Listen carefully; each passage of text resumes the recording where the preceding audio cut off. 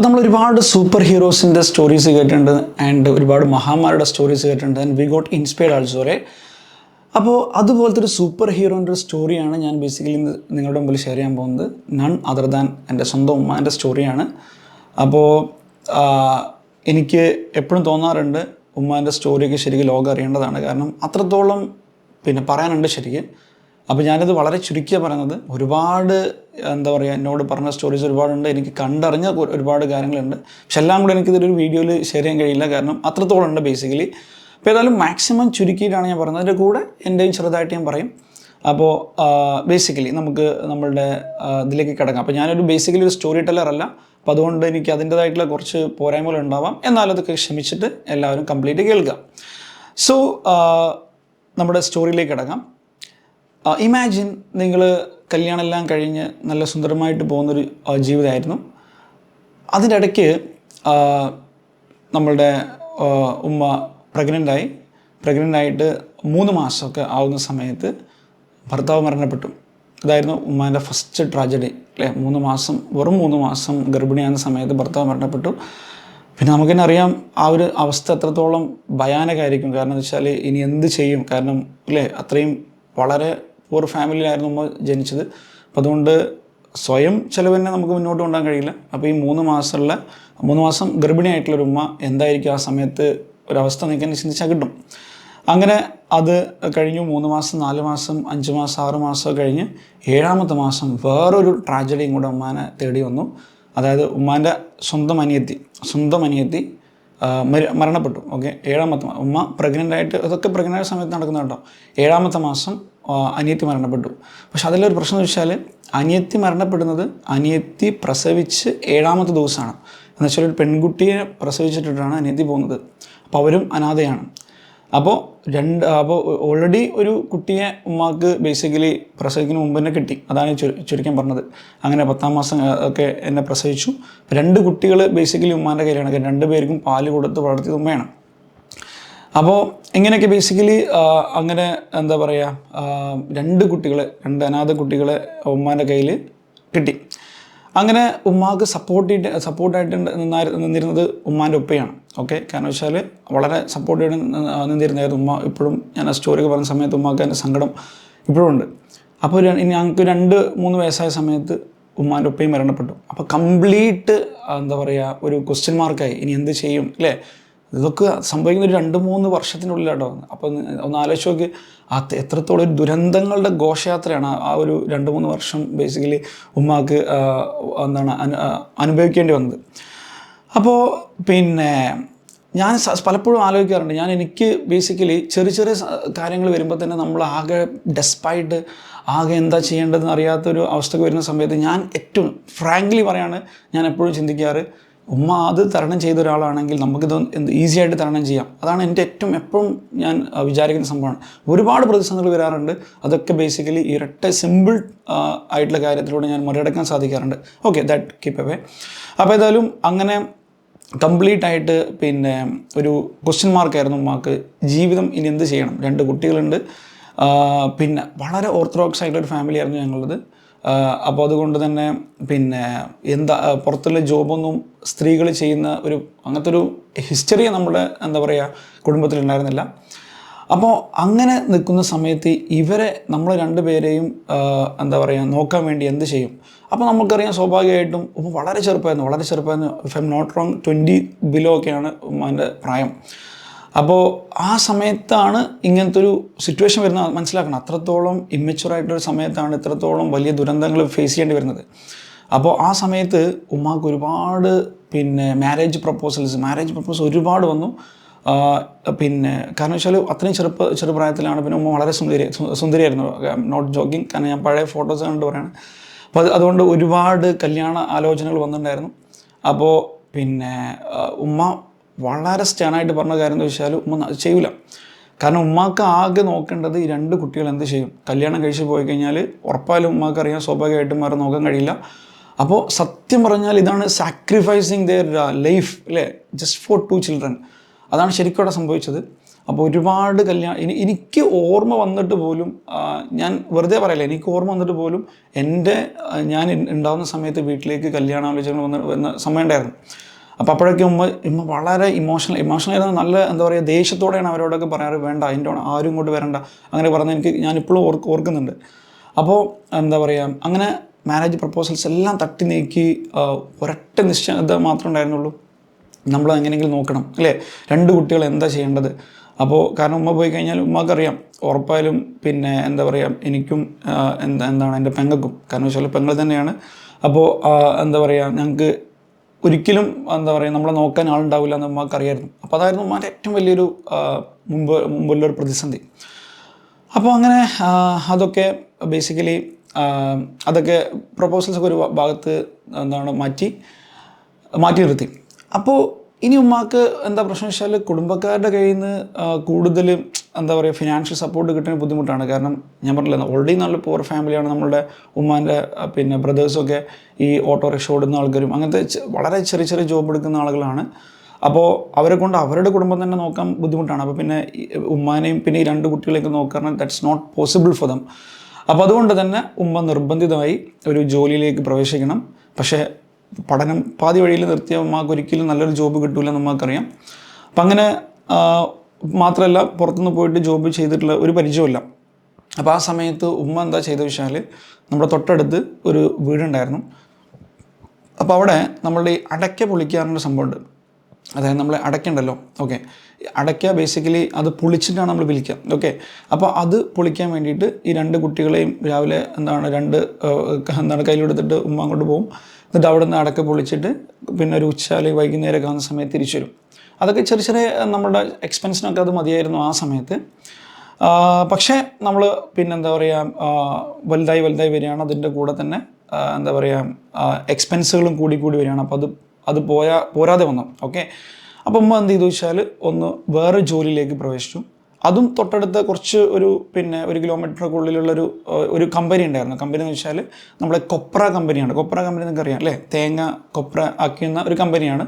അപ്പോൾ അവിടെയായിരുന്നു പിന്നെ ഉമ്മ ജോലിക്ക് പോയത്. അപ്പോൾ ആ ജോലിക്ക് പോകുന്ന സമയത്ത് വളരെ റിസ്കി ആയിട്ടുള്ള ജോബാണ്. കാരണം വെച്ചാൽ ഓൾറെഡി നല്ല വേനൽക്കാലമൊക്കെ ആയിരിക്കും. ആ സമയത്ത് ഇത് നല്ല എന്താ പറയുക ചൂടുള്ള ഒരു മെഷീനിലേക്ക് ഇങ്ങനെ നമ്മൾ ചുമന്ന് കൊണ്ടുപോയിട്ട് അതിലേക്ക് ഇടണം. അപ്പോൾ ആ സമയത്ത് ഇല്ല എനിക്കിപ്പോഴും ഓർമ്മയുണ്ട്. പിന്നെ അതൊക്കെ കുറച്ചൊക്കെ എനിക്കൊക്കെ ഓർമ്മ വന്ന സമയത്തും ഉമ്മ തന്നെയാണ് ചെയ്തുകൊണ്ടിരുന്നത് കേട്ടോ. അപ്പോൾ ആ സമയത്തൊക്കെ എന്താ പറയുക വളരെ കരി പിടിച്ച് അങ്ങനെയൊക്കെ വീട്ടിലേക്ക് വരുന്നൊരവസ്ഥ ഞാൻ കണ്ടിട്ടുണ്ട്. അപ്പോൾ അതായിരുന്നു ഉമ്മ ചെയ്ത മറ്റൊരു ജോലി.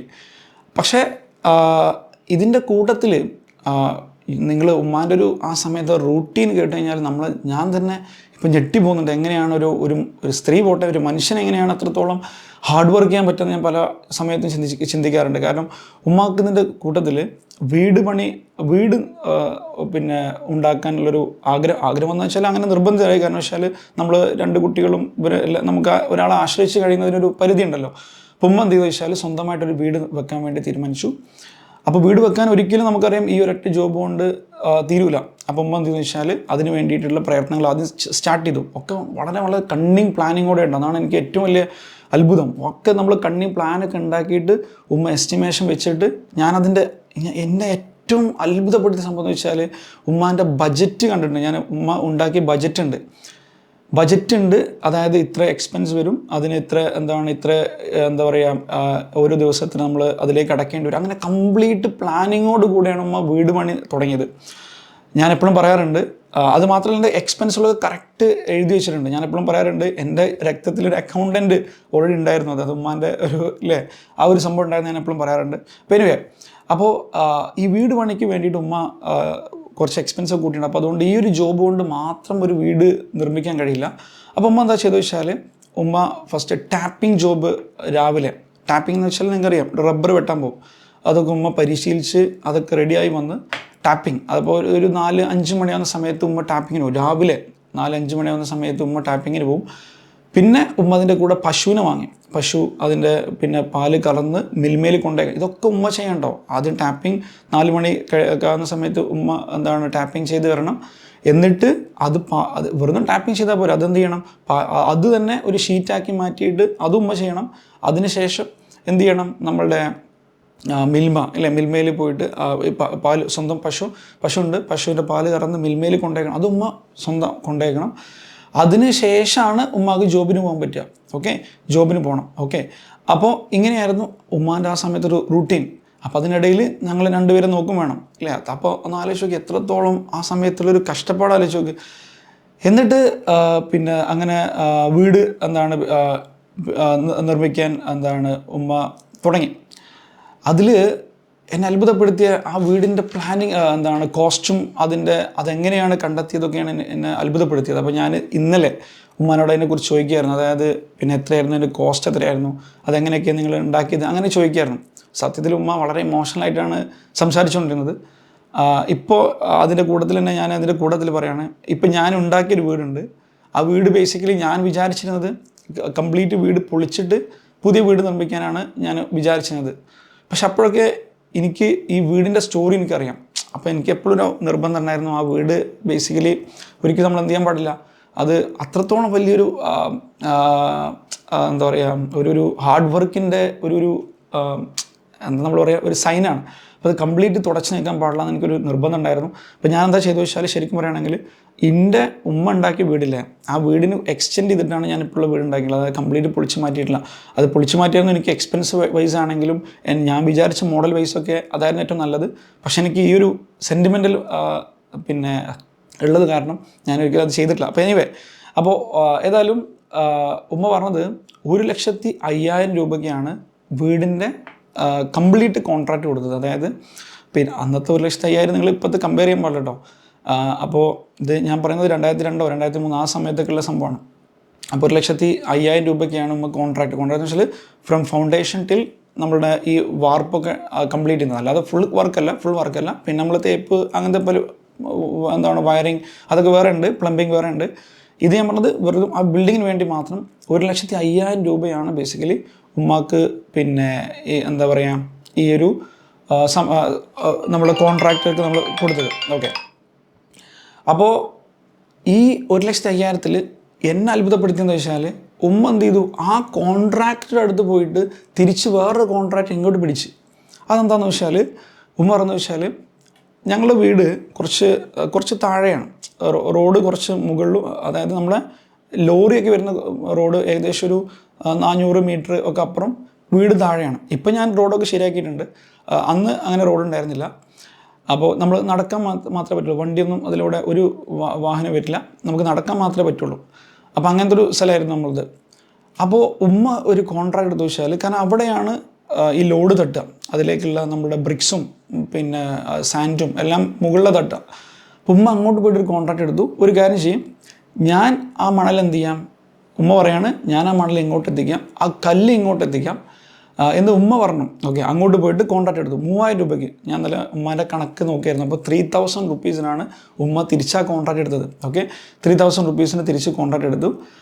പ്ലസ് കല്ലിന് ഓരോ കല്ലിന് 50 പൈസ. അതൊക്കെ ഞാൻ അതിൽ ഇന്നലെ കാണുമായിരുന്നു.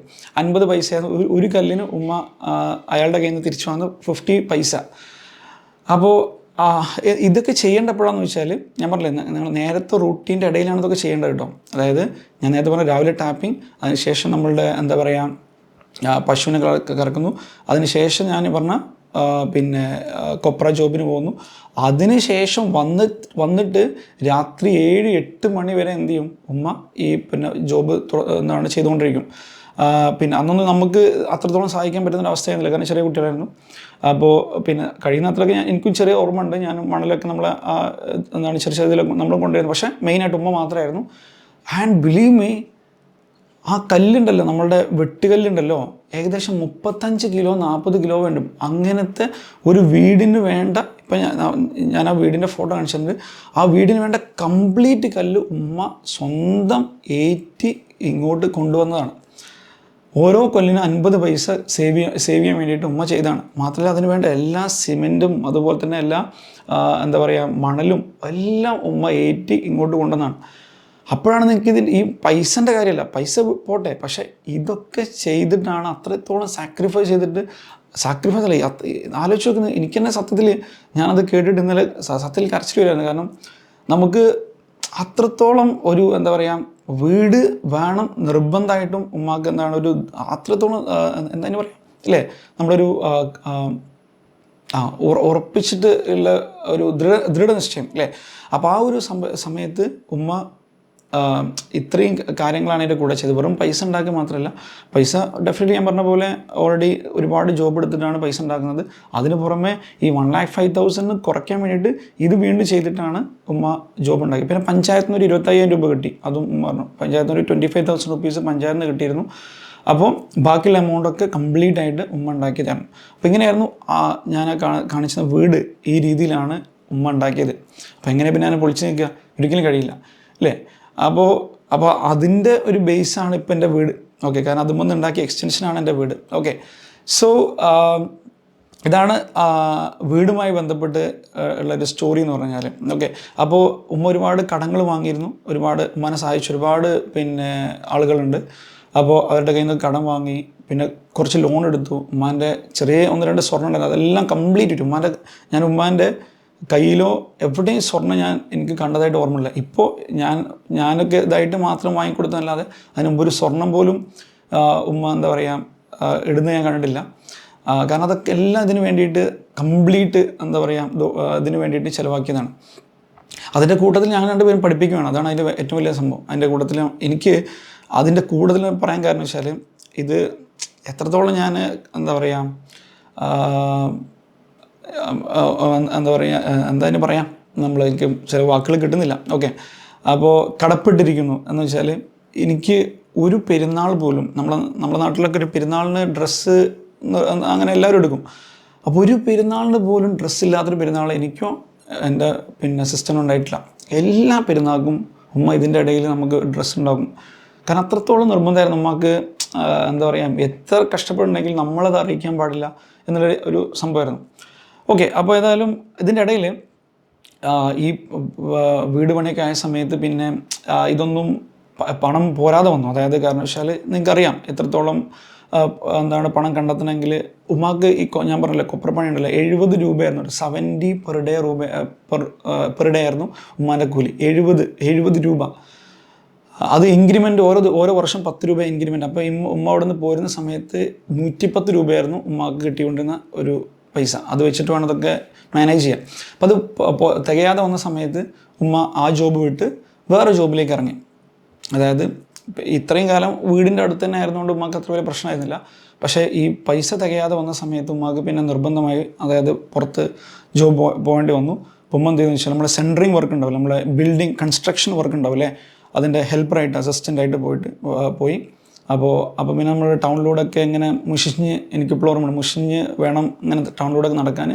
അപ്പോൾ നിങ്ങൾക്ക് തന്നെ അറിയാം ആ സമയത്തൊക്കെ അല്ലേ നമ്മളൊരു സ്ത്രീ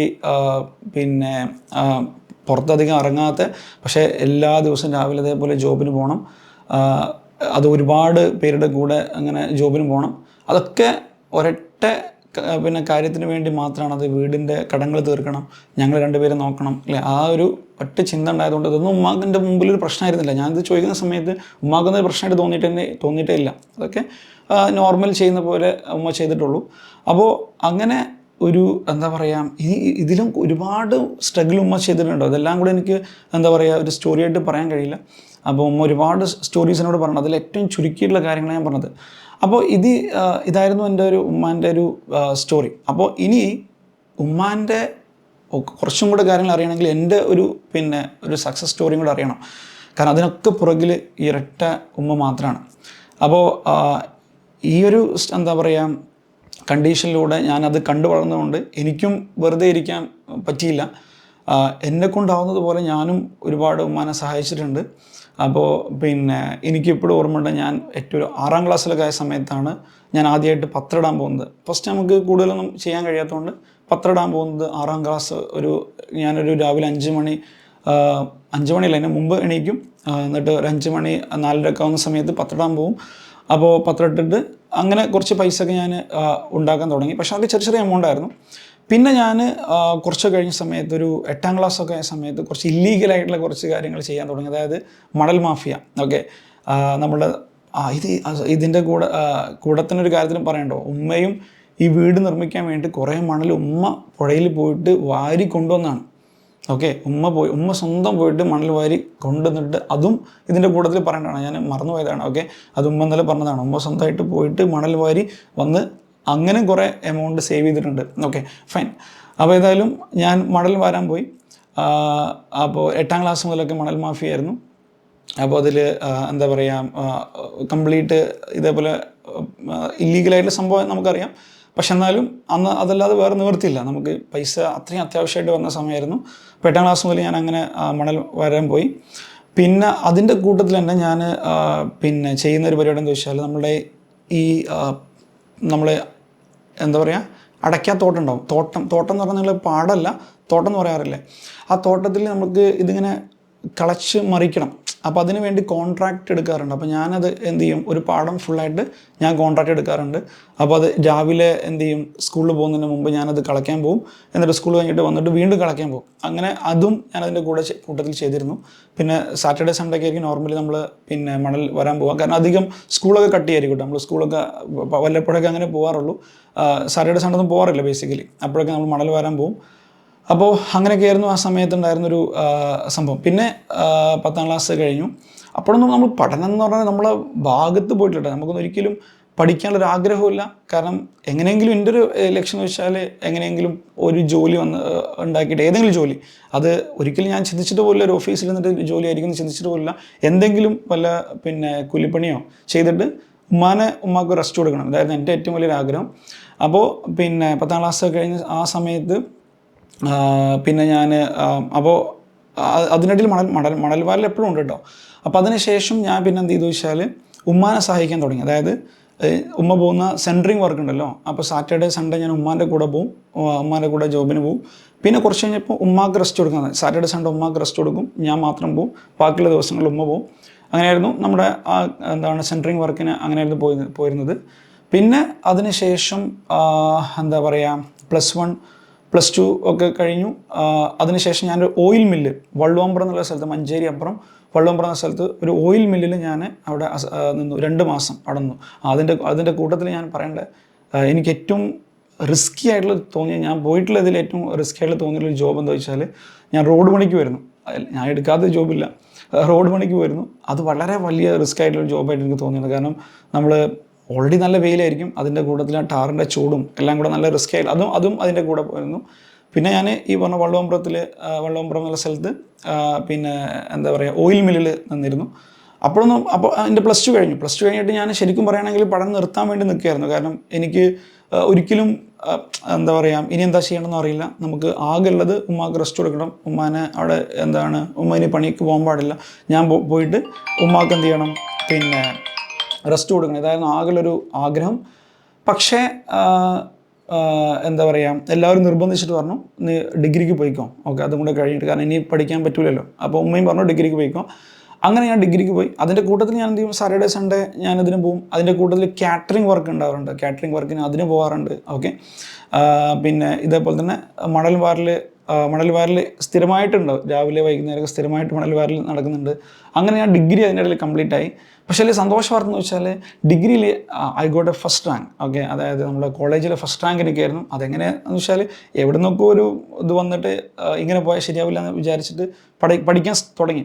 എനിക്ക് ഇപ്പോൾ ഓർമ്മയുണ്ട് 94% ആയിട്ടാണ് എനിക്ക് ഡിഗ്രിയിൽ മാർക്ക്, BComൽ. അതുവരെ ഇല്ല കേട്ടോ, അതുവരെ അങ്ങനത്തെ മാർക്കേ ഇല്ല. നമ്മൾ വളരെ മിനിമലായിട്ടുള്ള ഒരു പിന്നെ 10ാം ക്ലാസ്സിലൊക്കെ വളരെ 68% അങ്ങനത്തെ ഒക്കെ വളരെ ചെറിയ മാർക്കായിരുന്നു ഉണ്ടായിരുന്നത്. പക്ഷേ ഡിഗ്രി ഞാൻ നല്ല പഠിച്ച്, കാരണം ഏതായാലും പിന്നെ നമ്മൾ ഡിഗ്രിക്ക് പോവുകയാണ്, ഇനി പഠിക്കാൻ പറ്റില്ല വിചാരിച്ചിട്ടാണ് അങ്ങനെ പഠിച്ചത്. അങ്ങനെയാണ് ബേസിക്കലി എനിക്ക് എന്താ പറയുക CA എന്നുള്ളൊരു കോഴ്സിനെ കുറിച്ചിട്ട് എൻ്റെ ഫാക്കൽറ്റി അന്ന് കോളേജിലെ ടീച്ചേഴ്സ് എല്ലാം CA കുറിച്ച് പരിചയപ്പെടുത്തിയിരുന്നത്. അപ്പോഴാണ് ഞാൻ ആദ്യമായിട്ട് CA കുറിച്ച് കേൾക്കുന്നത്. അപ്പോൾ ഞാൻ അന്വേഷിക്കുന്ന സമയത്ത് എല്ലാവരും പറഞ്ഞത് which is one of the toughest course in India എന്നൊക്കെ പറഞ്ഞിട്ടാണ് കേൾക്കുന്നത്. അപ്പോൾ ഞാൻ അത്യാവശ്യം എന്നെ സംബന്ധിച്ച് വലിയൊരു ഫിനാൻഷ്യലി വരുന്നൊരു പ്രശ്നമായിരുന്നു. കാരണം കോച്ചിങ് ഫീ ഉണ്ട് അല്ലേ, അപ്പോൾ അതൊക്കെ നമ്മൾ ചിന്തിക്കുന്നതിന് അപ്പുറമായിരുന്നു. അപ്പോൾ ഞാൻ ആദ്യം പോയിട്ട് ഉമ്മാനോട് പറഞ്ഞു, ഇങ്ങനെ ടീച്ചേഴ്സൊക്കെ പറയുന്നുണ്ട്, പക്ഷേ എന്താ പറയുക, ഇത്രയും എമൗണ്ട് വരുന്നുണ്ട്. അപ്പം പറഞ്ഞു ഒരു പ്രശ്നമില്ല, നിനക്ക് പഠിക്കാൻ പറ്റുകയാണെങ്കിൽ പോയിക്കോ, പൈസ ഞാൻ ഉണ്ടാക്കിത്തരാം. ഉമ്മതാ പറഞ്ഞത്, പൈസ ഞാൻ ഉണ്ടാക്കിത്തരാം, ഒരു കുഴപ്പമില്ല, പക്ഷേ പഠിക്കണം. അപ്പോൾ അതായിരുന്നു എൻ്റെ ജീവിതത്തിലെ ഏറ്റവും വലിയൊരു എന്താ പറയുക ഒരു ഇൻസ്പിറേഷൻ, ആ ഒരു എന്താണ് ഉമ്മ പറഞ്ഞത്. കാരണം ഉമ്മാക്കറിയാം ഈ ഒരു ജോബ് എടുത്ത്, അതായത് കൂലിപ്പണിയൊക്കെ ആണെങ്കിൽ എത്രത്തോളം ബുദ്ധിമുട്ടായിരിക്കും എന്നുള്ളത് അറിയുന്നത് കൊണ്ടായിരിക്കാം അങ്ങോട്ട് ഞാൻ പോകണ്ട എന്ന് വിചാരിച്ചിട്ട് ഉമ്മ അതിനെ സപ്പോർട്ട് ചെയ്തത്. അപ്പോൾ ആ ഒരൊറ്റ സപ്പോർട്ടിൻ്റെ പുറത്താണ് ഞാൻ എന്താ പറയുക ഈ CAക്ക് ഇറങ്ങി പുറപ്പെട്ടത്. അപ്പോൾ ആ സമയത്ത് ആ ഒരു ഉമ്മ അവിടെ നോ പറയായിരുന്നെങ്കിൽ ഞാനിന്ന് ഒരിക്കലും ഒരു CA ആയിരിക്കും ഉണ്ടാവില്ല. അപ്പം അന്ന് ഉമ്മ തന്ന ധൈര്യമാണ് ബേസിക്കലി നമ്മൾ CA എടുക്കാൻ എന്നെ പ്രേരിപ്പിച്ചത്. അപ്പോൾ ഞാൻ എപ്പോഴും എന്നോട് കുട്ടികൾ പറയാറുണ്ട്, സാർ എങ്ങനെയാണ് പഠിച്ച് പാസ്സായത്, എങ്ങനെയാണ് CA പാസ്സായത്, CA ഫസ്റ്റ് അറ്റംപ്റ്റിൽ എങ്ങനെയാണ് എല്ലാം ക്ലിയർ ചെയ്തതെന്ന് ചോദിക്കാറുണ്ട്. അപ്പോൾ അതിന് എനിക്ക് ഏറ്റവും വലിയൊരു ആൻസർ എന്താ വെച്ചാൽ ഈ ഒരു ഫിനാൻഷ്യൽ കണ്ടീഷൻ, ഈ ഒരു എന്താ പറയുക ഈ ഒരു നമുക്ക് ഫേസ് ചെയ്യേണ്ട, അല്ലെങ്കിൽ ആകെ എനിക്ക് മറുപടി പറയേണ്ട ഉമ്മാനോടാണ്. ഉമ്മ തോറ്റലെന്ന് പറയുന്നില്ല, പക്ഷേ ഞാനവിടെ പഠിക്കുമ്പോഴും അപ്പോഴും സെൻറ്ററിങ് വർക്കിന് പോവാണ്. എനിക്ക് ഇപ്പോഴും എനിക്ക് ഓർമ്മയുണ്ട്, നമ്മളെ ഒരുപാട് ഫാമിലി മെമ്പേഴ്സിനോട് സംസാരിച്ച് എനിക്ക് ഓർമ്മയുണ്ട്, ഉമ്മാനെ അങ്ങനെ വിട്ടിട്ട് നീ പഠിക്കണോ അങ്ങനെ ഒരുപാട് പേര് ചോദിച്ചത് എനിക്ക് ഓർമ്മയുണ്ട്. അതൊക്കെ ഉമ്മാനോട് ഷെയർ ചെയ്യാറുണ്ട് കേട്ടോ. അപ്പോൾ ഉമ്മ പറയാറ് അതൊന്നും നോക്കേണ്ട ആവശ്യമില്ല, നീ പഠിക്കാം, നമുക്ക് അത്രേ ഉള്ളൂ. അപ്പോൾ ആ ഒരു സപ്പോർട്ടോട് കൂടെയാണ് ഞാൻ പഠിച്ചത്. അപ്പോൾ പഠിച്ച് ഞാൻ CA പാസ്സായി. CAൻ്റെ സ്റ്റോറിയൊക്കെ ബേസിക്കലി എന്താണ് ഞാൻ വേറെ വീട്ടിൽ കിട്ടണം, അതുകൊണ്ട് ഞാൻ അങ്ങോട്ട് പോകുന്നില്ല. അപ്പോൾ അങ്ങനെ എന്താ പറയുക പഠിച്ച് പാസ്സായി, ഞാൻ CA ആയി അല്ലേ. അപ്പോൾ അതിൻ്റെ ഏറ്റവും വലിയ ക്രെഡിറ്റ് ആർക്കാന്ന് വെച്ചാൽ ഉമ്മാക്ക് മാത്രമാണ്. അപ്പോൾ എപ്പോഴും എൻ്റെ ജീവിതത്തിലെ ഏറ്റവും വലിയൊരു അച്ചീവ്മെൻ്റായിട്ട് ഞാൻ തോന്നുന്നത് വെച്ചാൽ പിന്നെ ഉമ്മ എന്തെങ്കിലും ഫംഗ്ഷനൊക്കെ പോകുന്ന സമയത്ത് ഉമ്മാനോട് ചോദിക്കാറുണ്ട്, കുട്ടി ഇപ്പം എന്താ ചെയ്യുന്നത്. അപ്പോൾ അങ്ങനെ പറയുന്ന സമയത്ത് കുട്ടി എന്താ പറയുക CA ആണെന്ന് പറയുന്ന സമയത്ത് ഉമ്മാൻ്റെ ആ ഒരു എന്താ പറയുക അഭിമാനം അല്ലേ, അതാണ് എനിക്ക് ഏറ്റവും വലിയൊരു സംഭവമായിട്ട് തോന്നാറ്. പിന്നെ അതുപോലെ തന്നെ ഞാനിപ്പോൾ ഇത് വലിയ SP ആയിട്ട് പറയല്ല, പക്ഷെ എന്നാലും ഒരുപാട് പേർക്ക് ചിലപ്പോൾ മോട്ടിവേഷൻ ആവാം.